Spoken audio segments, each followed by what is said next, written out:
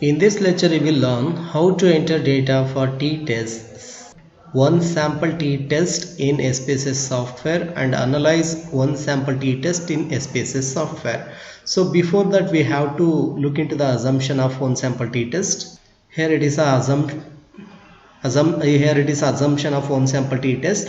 The characteristics under study follows normal distribution. The data that you selected must be normally distributed. To check the normality condition, we will go for histogram, and sample observation are random. The data must be selected random, then only we can apply this hypothesis testers. And the data so that you have collected must be independent.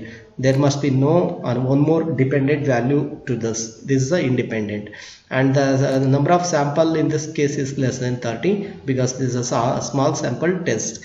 And data must be on scale data. It means whether interval or ratio scale. Now then enter the data. To enter data, let us consider a problem. Here we have a problem. In this case, the mean share price of companies of pharma sector is 70. Assumed mean is 70. Very importantly, you should note this. And the share price of all companies were changed time to time. The changed share price is recorded here.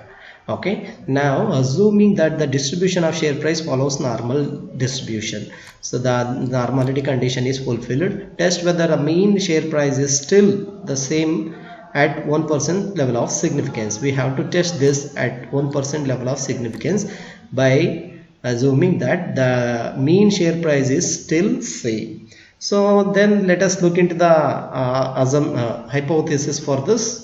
So hypothesis is, null hypothesis would be mean share price of companies is still 70 rupees, and alternative hypothesis is mean share price of companies is not still 70 rupees. Let us check it, and let us take decision at the end. Now I will go for entering data. So data is share price, in this case share price, and by default it is selected. I will go for label share prices of pharma company. I will just enter pharma company.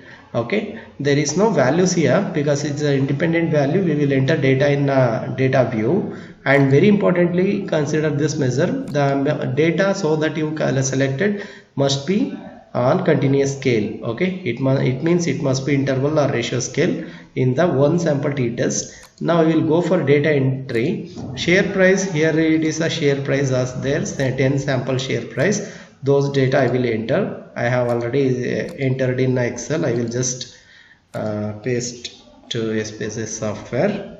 So this is the data we selected. So this is how you will enter data in SPSS software for one sample t-test. Now let us go for analyze the one sample t-test. For that, start with analyze. In analyze, compare means. In compare means one sample t-test. Very importantly, concentrate on that. And there must be some data, some variable to go calculate. So push that share price of company and click here option. In the option, look at here confidence interval percentage. Okay, in this problem 1% level of significance is there, which means we have to give 99% level of confidence interval.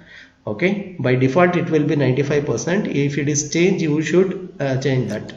Okay, now there is a test value.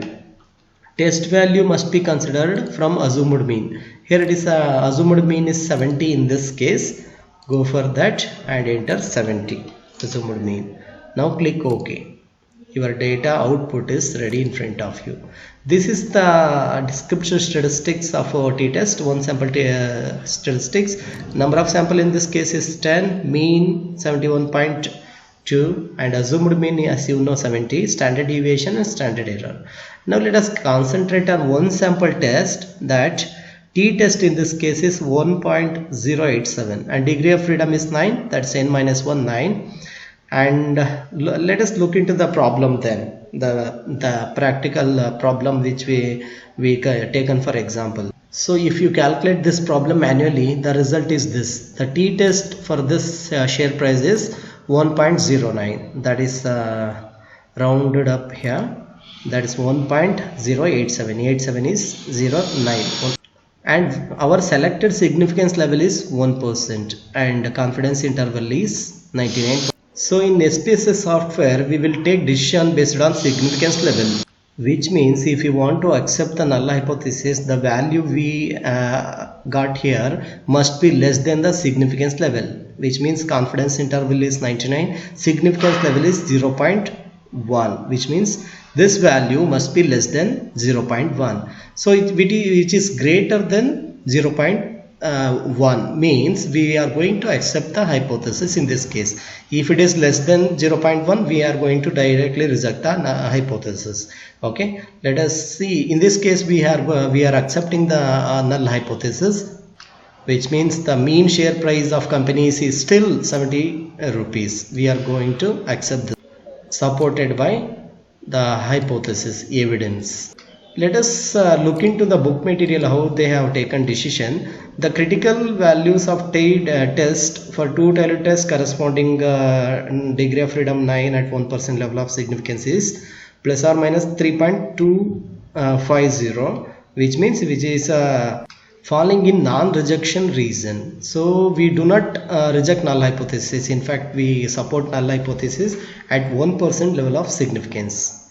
Okay, so based on significance level, we have taken decision. Very importantly, you should understand the significance level you selected for testing the particular type of test must be, this value must be lesser than that to reject. If it is greater than that, there is a confidence interval than significance level. Okay, so we are accepting the null hypothesis. This is how we will calculate t-test and interpret t-test and also enter data for t-test in SPSS software. Thank you so much for watching. Please do subscribe to my Vision Academy YouTube channel.